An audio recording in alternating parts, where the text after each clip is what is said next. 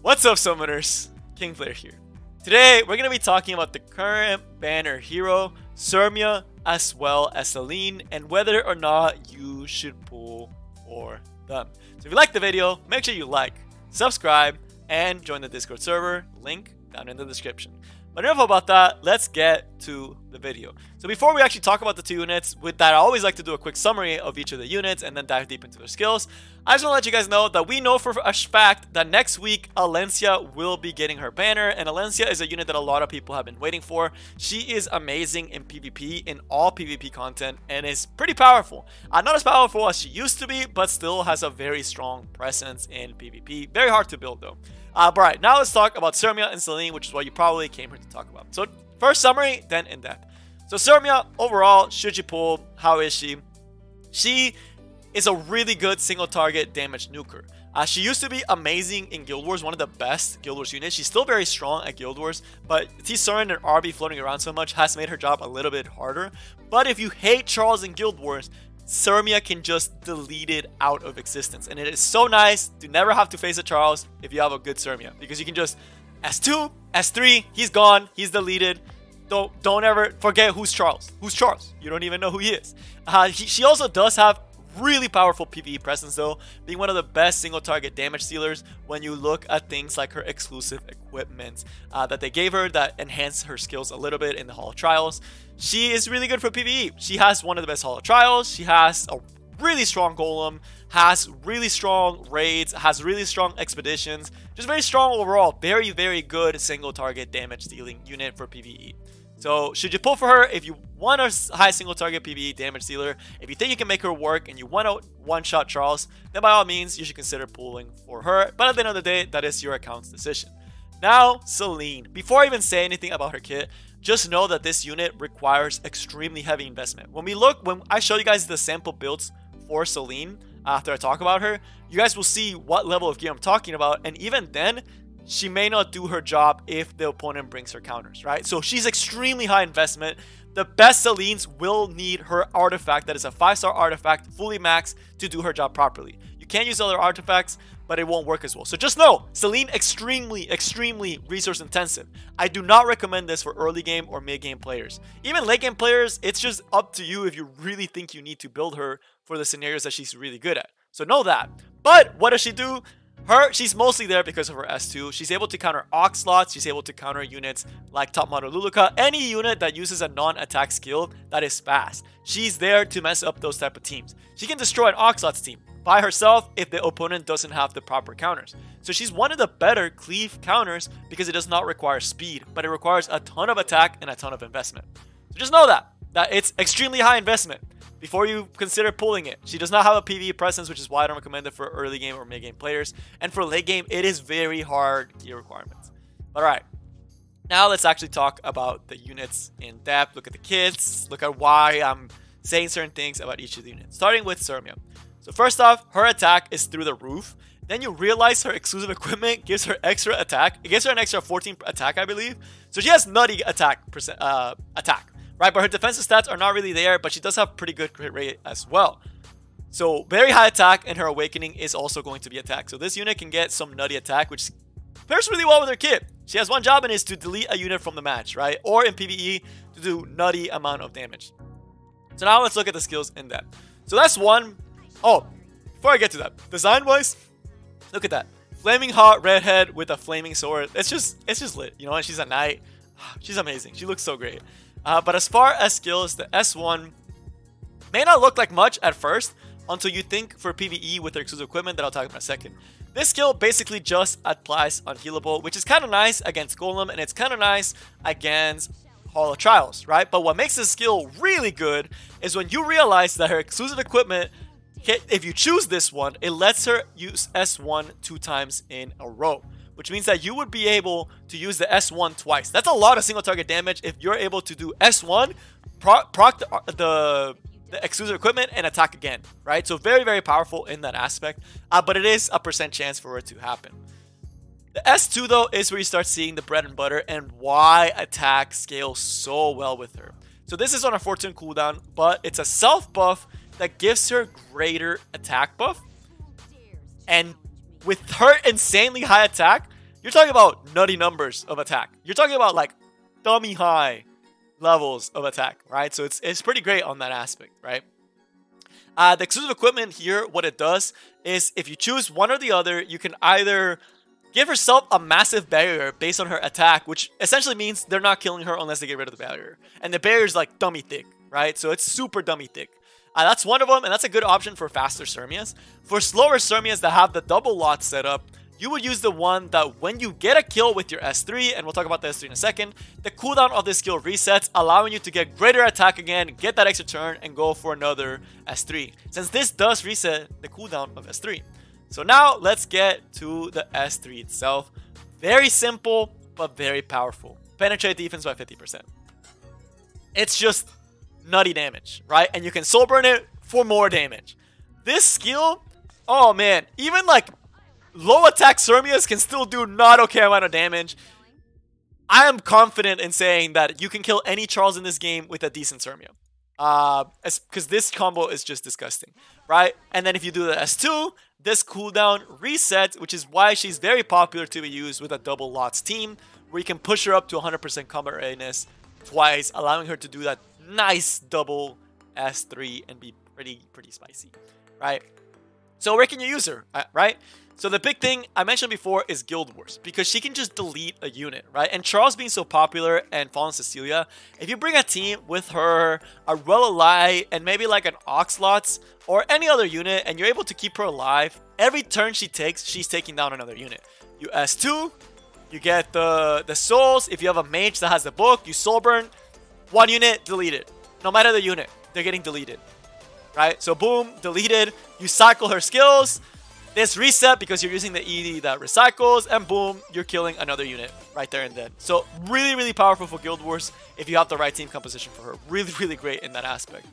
For Arena as well, I didn't talk about that earlier on, but if you have Tamarine Iseria, she's pretty good in that team because she's able to just delete any unit in this game, right? No one's really surviving this if you have a really strong Cermia. The other place you really use her is going to be Golem, Hall of Trials, and Dark Expedition. Those are the three places she really shines in PvE. And I think you can also use her in Raid, but it's not the best because she's a little bit on the squishier side, right? But she does have very good presence since she's able to take down those bosses pretty easily. So Cermia, pretty spicy. I actually really liked using mine.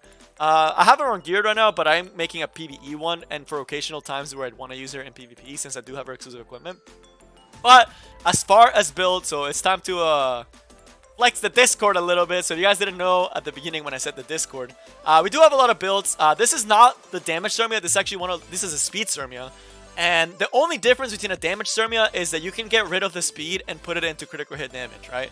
So this is one of the Cermias we have. You can remove the speed, put it into critical hit damage, and have a nasty PvP Cermia with Oxlots and Lots. Or you can go for this build, which is a speed Cermia build that is extremely good for PvE. This is probably the best build for her for PvE, and can also be used in Guild Wars since you're going to be creating those Charleses, right? You're always going to be killing those Charles, and you're going to be killing them fast.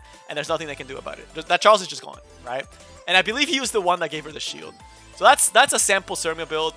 You would switch around the critical hit damage, maybe you can get more attack depending where you're using her. But the single target damage is insane, and I love it. I love using Cermia when I can. I really do need to regear her. But now let's go talk about the second unit, Celine. Why am I saying that she is such a hard unit to use? So let's go to Celine. And I do have a Celine, and I really want to build her one day. Both are warriors. I just realized that. That's pretty cool. For some reason, I can't see it. Oh, wait. She's a thief. What am I saying? She's not a warrior. Yeah. Celine's a thief. Sorry about that. So Celine is going to be a thief. So Celine. She has violet stats. So it's first with stats, right? So her HP, really high. Her defense, non-existent.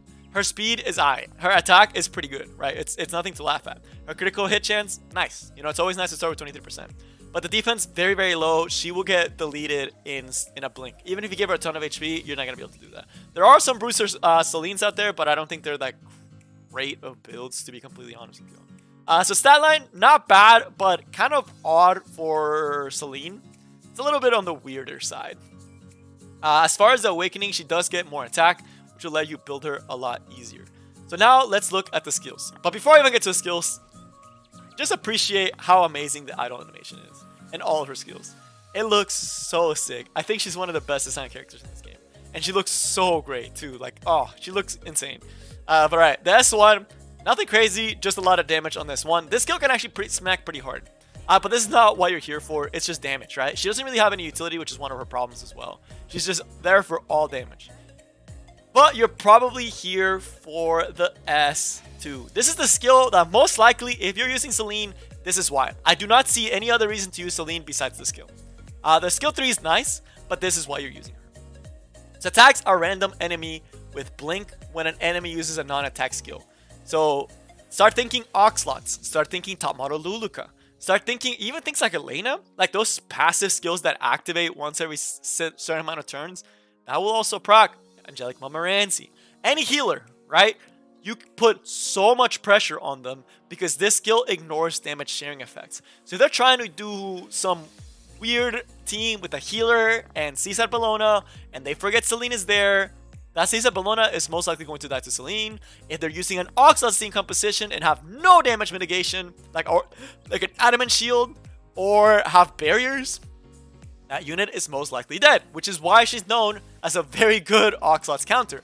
Oxlot's S2s, that unit is getting the sword, right? They're getting clapped. If you're wondering why I said the units with the highest attack, so this skill looks like it's going to be random, right? And it's what it says, right? It's kind of random. But her exclusive equipment not only gives her more crit rate, making it easier to build her, it makes you attack the highest attack ally. So you will always be attacking the highest attack ally. That is probably the best exclusive equipment that she has. There are some other pretty spicy ones that I'll kind of cover on the S3, but that's the big one. It makes the skill actually function by always attacking the highest attack unit, which is why she's known as one of the best Oxlot's counters. So if you hate cleave, very good option, but you have to invest. Because if this skill doesn't kill, she did nothing that fight. She was useless because she's just going to get popped, right? So all her work comes from this S2. If she does not kill, she loses, which is why it's so hard to build her. The S3, oh man. The animation of the skill is probably my favorite in this game. This skill actually looks the best in this game. Like, no lie. This is my favorite skill in this game, like, to watch. I could watch the skill all day, right? And get the little extra damage increase. Oh, look at that. Look at that. Oh, that's amazing. Oof. Oof, that's sick. But alright. So her S3 essentially is a single target damage skill that does a lot of damage, cleanses herself, recovers HP based on damage, and gives her increased evasion, right? Really good on paper, but then you realize that she's getting deleted pretty fast. And if you're building her speed, she's not going to do her job with the S2. So it kind of conflicts that her S3 is so cool, because if you try to give her too much speed, you're losing damage, and if you lose damage, you're not going to be able to kill. And if you're not able to kill, she didn't do her job. So that's the problem with Celine that makes it really, really hard to use her. But in the right team composition, she just destroys. So where can you use her? In Guild Wars, you can actually use her. A lot of people, if they put some type of healer, like a Rella Light, right? If they put a Rella Light and the Rella Light decides to heal, she's going to be going onto the squishy target, right? That's somewhere you can use her. I don't recommend her too much there. But in RTA is where she truly shines as an Oxlot's counter. Cleave is very popular right now. Oxlot's is very popular right now.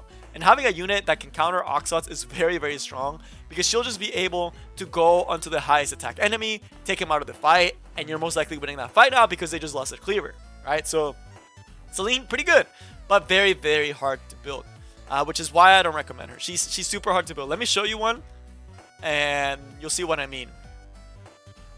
So this is the Celine that I wanted to show you guys. It's a speed Celine. So this is speed Celine. He told the person who used it told me he likes her, but he hates whenever she doesn't kill, because she can't kill the top model Lulucas if they have Ori or an adamant shield, right? Because she ignores Ori's, but sometimes the barriers are just too thick, right? So that's the big thing. The other Celine that I wanted to show is this one, which is the very high attack Celine. He's using a lot of free pieces, so that's kind of nice. So it could be better than this, but this one has the max artifact, making it really, really strong. Most likely going to be killing that target unit. Has some speed so she can follow up, right? So in case you does her job, she can follow up. But that's the level of gear that you need. You guys notice that that's really good gear, right? That you most likely would get more out of putting that in another unit. So that's the big thing why Celine, really, really powerful, really, really strong at what she does, but just so high investment that you're most likely not going to get to use her. But yeah, I don't think I'm pulling for either of these. I'm actually going to save. I'm saving for Valencia. So that's a big one. But both are really good units. I do have both of them. They're both really cool. I love using Cermia. If I was to recommend something, Cermia, if you really like how she looks, she actually can be pretty good. If you really are really wanting to play with Celine, you can't make her work. It's just going to be very, very hard for you. But that is all I have for you guys today. I hope you all enjoyed the video, and I will see y'all next time. Peace.